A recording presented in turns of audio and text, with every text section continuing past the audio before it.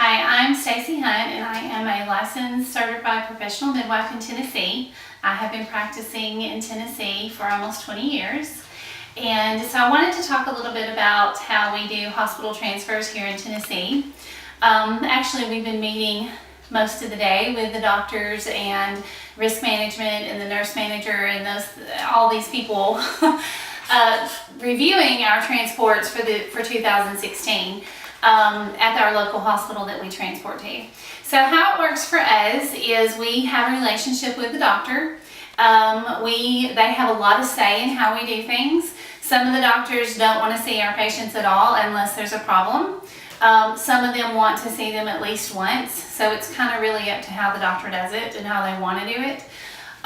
So when we have a problem that comes up, if it's during pregnancy, then we make an appointment. We go in with them, and then we kind of establish a plan together on how we're going to handle it. If it's during labor and we need to transport, then I will call the hospital first, let them know what's going on. And well, let me just say first that if at any time during that labor that I'm anticipating that, oh, this is not going exactly, how I kind of think, or, maybe we might have to go in, then I'll go ahead and call the hospital and tell them that I have somebody in labor and I'm just checking to see, what's going on at the hospital, who's on call, who I'll need to contact if, we need to come in. And then, when the baby's born, if we end up staying home and the baby's born and everything's good, then I call them and let them know that, we had a baby and everything's fine. But if we need to go in, then I call the hospital first. I give the nurse a report. She gets everything that she needs to go ahead and have that person in the system. For a while, we tried sending our charts into the hospital at 37 weeks like the doctor's offices did. And then they were like, oh, that's too much paperwork. We don't want to do that. Just whenever you come in, bring your chart. So, then they felt like we documented enough and well enough that was good enough information for them. So we give the report to the nurse. She gets everything that she needs at the time.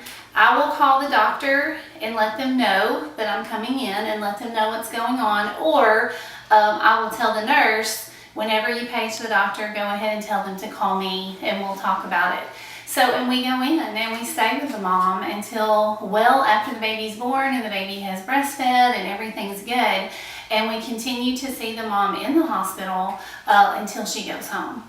So it's a lot of collaborative care. It's a lot of communication, and the doctors have a big say-so in how they want us to do it. And we want that. We want to do it the way that they feel safe. And that's the agreement that we've come to at the hospital where we work is yes. How do you feel that is different? I know in Alabama there's a lot of discussion sometimes about mandatory collaborative practice. Mm-hmm. How do you feel it's a benefit to not have it be mandatory? Does it work better for your relationship in terms of consulting and collaborating here? I think it does because they don't feel trapped in that. I think they feel they want to help us because they have found that helping us makes things go much smoother and it's a lot safer for everybody involved. And that has come over years and years of midwives being in the area and practicing. They figured out that, oh, this is much better. But you guys go to coffee, oh yeah, you talk other than, we do. Yeah. Yes. We make sure that if we have anything that goes wrong, like most of our transports are just like for maternal exhaustion or somebody wants an epidural. We rarely have a true emergency, but if we do, we will debrief at the hospital after everything is over with everybody involved in that case, including respiratory, anesthesia, whoever was involved. We debrief with everyone and everybody sits down and says, how could we have made this go better? So much better for patient continuity. Yes. And much better for the patient too, right? Absolutely. So everybody's able to stay in the room together and you're still able to be a support person when you walk in, even though that's no longer your... Absolutely. Yeah. And we know that when I go into the hospital, I am going in for a reason and I am no longer in charge. But I do stay as a support person, and that even helps the doctor out a lot because sometimes that mom can't relay information well.